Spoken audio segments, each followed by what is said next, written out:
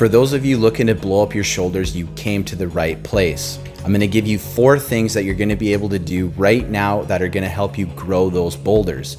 Make sure you stick around till the end because the last one, number 4, is going to surprise you a lot, and not a lot of people talk about this.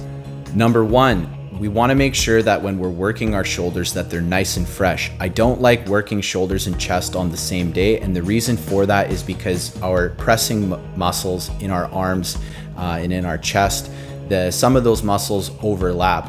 And when we go to hit our chest first, for example, on a push day, and then we go to try to do shoulders after that, we're gonna have a couple of limiting factors. Those triceps are gonna be a little bit more burnt out. Our arms just simply aren't going to be as fresh as they need to be in order for those shoulders to fail first instead of our arm.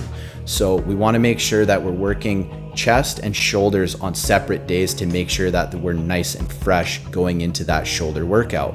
Number 2, we need to make sure that we're showing our shoulders the love that they need. They need to be worked at least 2 to 3 times per week in order to maximize muscle growth. So the way that we're gonna go about doing this is we're going to significantly reduce the volume itself in the workouts that we're doing for our shoulders, but we're going to be significantly increasing the intensity of the workouts that we're going to be doing for our shoulders.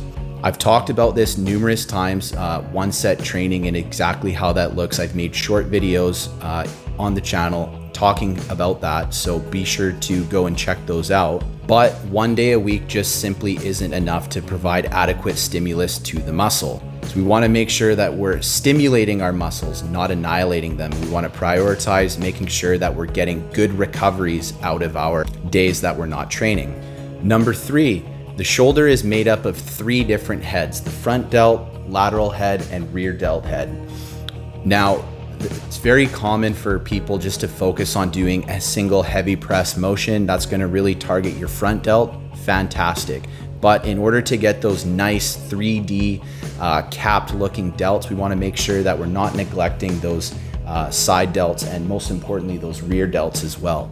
So there's really only 3 exercises that I ever focus on for shoulders. That's a heavy press of some kind, whether that be with a dumbbell, barbell, or machine. It doesn't really matter, they all do the same thing.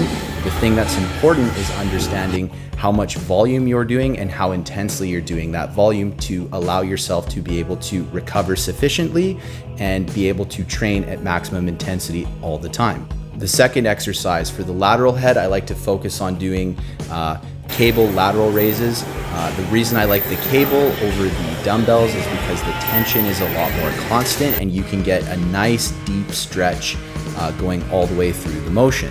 And what that's going to allow you to do is just build a little bit more width.